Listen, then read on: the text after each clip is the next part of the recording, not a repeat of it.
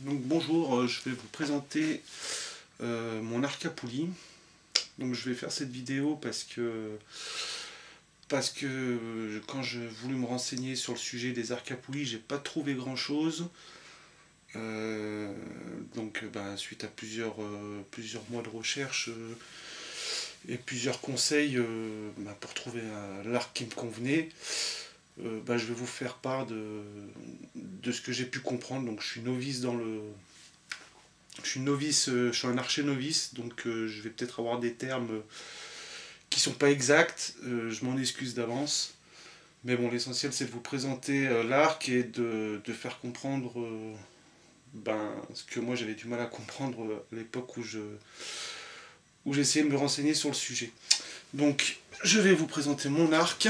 Donc c'est un arc à poulie de la marque Mission. Donc ce qui est une sous-marque de Mathieu qui fait des arcs de compétition de très bonne qualité. On va dire la gamme Mission, c'est plus des arcs de loisirs, chasse, loisirs. Cet arc là m'a coûté 165 €. C'est le Craze, le modèle Craze. Donc il est petit, c'est ce qui m'intéressait. Donc deux poulies. Je sais pas comment elles s'appellent ces poulies là, mais bon, elles sont pas rondes, et apparemment c'est ce qui donne le fait qu'en fin de course il n'y a plus d'effort. Que dire d'autre sur l'arc? Très agréable, voilà, un arc très agréable. Une fois arrivé en fin de course, comme je dis, il n'y a plus d'effort. On peut tenir la flèche bandée pendant indéfiniment, hein. Il n'y a plus d'effort, plus aucun effort, le temps de viser, tout ça, c'est nickel. Maintenant, je vais vous parler un peu des équipements, parce que c'est surtout ça, moi, qui m'a posé problème. Les équipements. Donc ici, je ne sais pas si vous voyez, il y a une petite accroche, on appelle ça, je crois, un loop D. Voilà. Ça sert en fait à mettre le décocheur. Alors, le décocheur, il est là. Voilà. Donc ça s'accroche autour du poignet. Je vais vous montrer.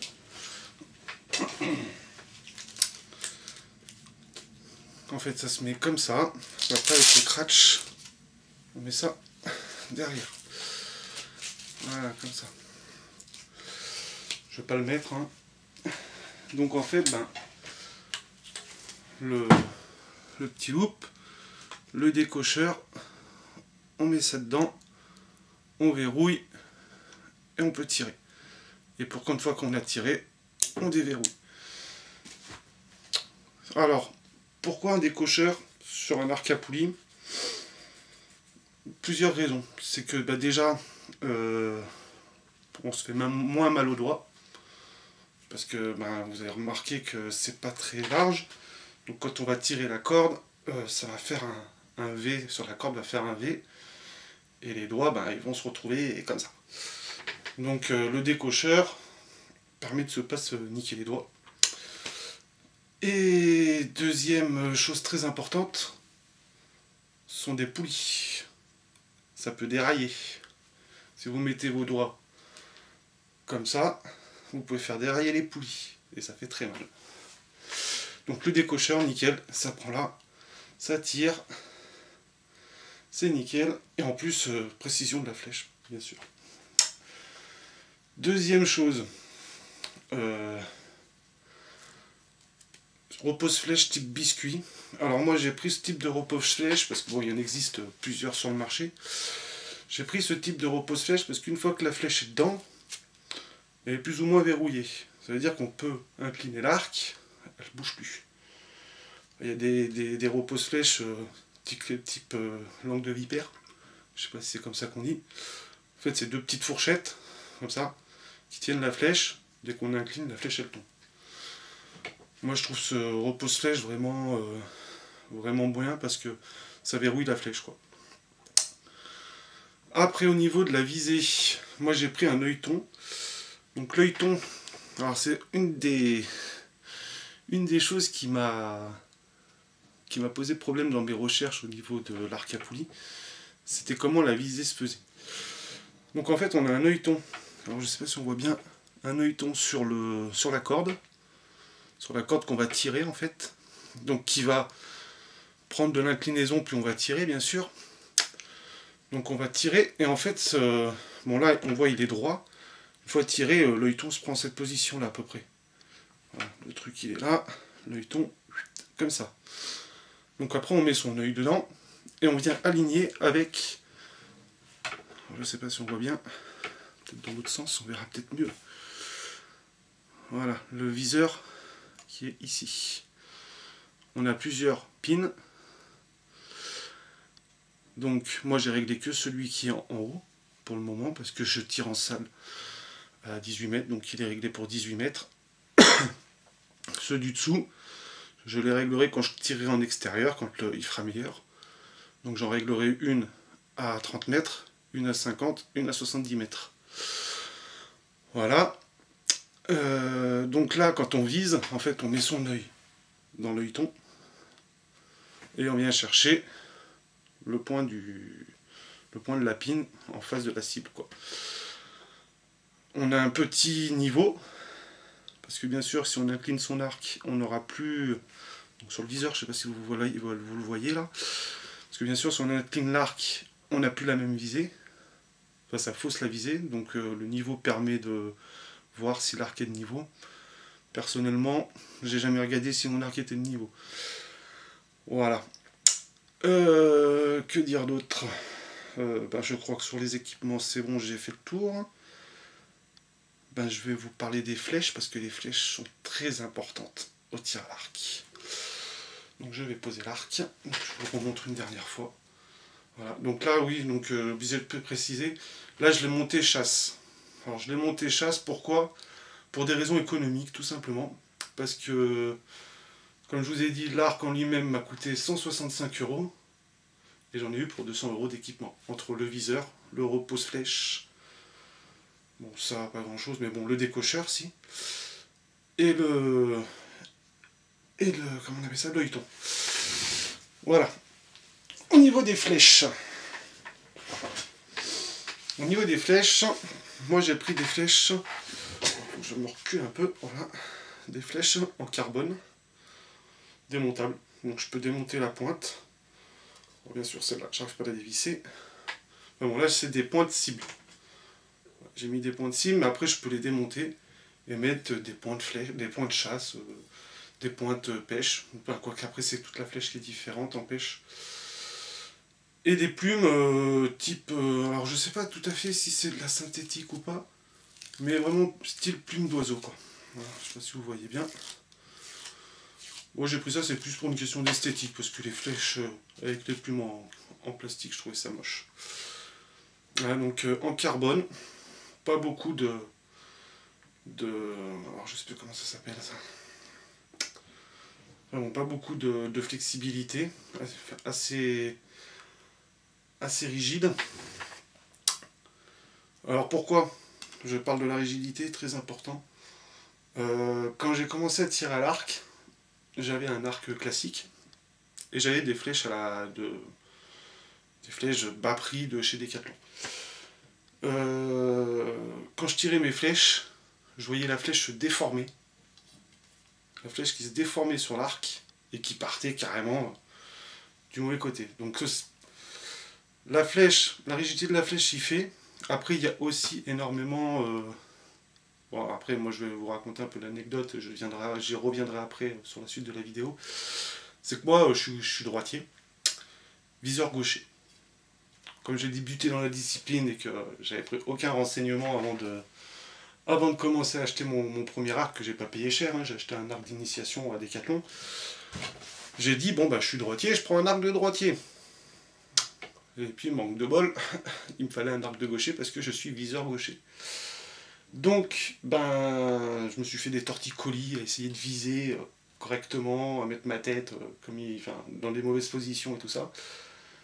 Donc je pense aussi que j'avais pas une bonne position sur les mains sur la corde, du coup ce qui faisait que ça donnait un angle au niveau de la lâchée et ça ce qui déformait ma flèche.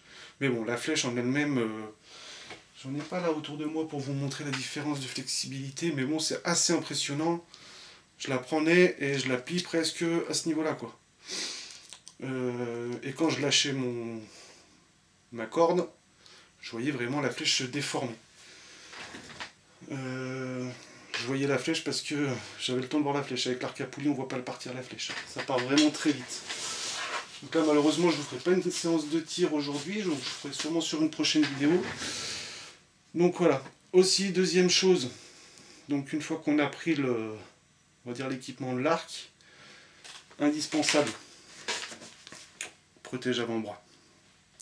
Pourquoi indispensable? Parce que première séance que j'ai fait en club avec mon tir à l'arc, avec mon arc à poulie, j'avais un protège-bras d'avant-bras. Et comme il y a toute une gestuelle à apprendre, à assimiler quand on commence à tirer à l'arc, je me prenais des coups de corde dans ma protection. Sur le coup, j'ai pas senti grand chose. Le lendemain, j'avais un bleu. Je vous explique même pas. Donc, protège avant-bras, essentiel. Et puis, après, un petit carquois que j'accroche à la ceinture. Un extraordinaire. Hein. Voilà, un truc basique que j'ai acheté 9 € à Decathlon. Et puis voilà. Alors, qu'est-ce qu'on va pouvoir dire d'autre? Oui, moi, ce que j'ai voulu faire quand j'ai acheté mon arc, je me suis dit, bon, j'ai du terrain, j'ai de la place, je vais m'acheter des cibles, et puis je vais me mettre au fond du jardin, et je vais tirer sur mon truc. Sur plusieurs forums, là où je me suis renseigné, on m'a dit, prends des cours en club, tu verras, t'en apprendras beaucoup, tout ça. J'étais pas chaud parce que déjà payer une licence 150 € l'année, enfin licence plus accès au club 150 € l'année, on va dire que c'était un petit peu hors budget si en plus je devais rajouter le prix de l'arc et tout ça. J'ai quand même suivi ces conseils là, je me suis inscrit en club et franchement maintenant je le conseille. Le club, vous allez avoir des conseils d'archers qui ont de l'expérience, ça va vous faire progresser plus vite. Puis il y a une très bonne ambiance, une ambiance archer, et vraiment, moi je sais que dans mon club j'ai vraiment aucun problème. Il n'y a pas de gens c'est pas les mecs quand ça fait 10 ans qu'ils tirent à l'arc, qui prennent les petits nouveaux de haut, non, c'est vraiment un esprit d'entraide et tout ça. Bon, je pense que ça doit être de partout pareil, hein, c'est l'ambiance de la discipline qui veut ça. Il y a beaucoup de compétitions. Donc moi cette année je vais peut-être pas en faire parce que je débute. Mais beaucoup de compétitions. À savoir que en compétition, tous les équipements ne sont pas permis. Par exemple, moi sur mon arc là, je vous ai montré, je suis monté chasse. Je ne peux pas faire des compétitions. Alors je parle bien de compétition. Je ne peux pas faire de compétition sur cible. Donc il faudrait que j'utilise des visées cibles. Je pourrais très bien en faire avec mon arc à poulie, ça y a aucun souci. Mais il me faudrait un viseur cible avec un repose-flèche cible.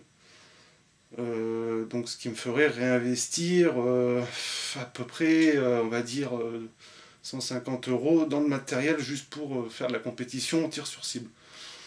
Bon, cette année, ça m'intéresse pas, et puis à la limite, le jour où, peut-être plus pour cet été, quoi. Quand on fera des tirs extérieurs sur des longues distances, là, pourquoi pas m'équiper sur cible. Aussi, une dernière chose, ce type d'arc à poulie, moi, je l'ai acheté, pourquoi? Parce que je suis quelqu'un, on va dire, je suis ce qu'on appelle un survivaliste. Et j'ai acheté cet arc-là parce que je me dis le jour où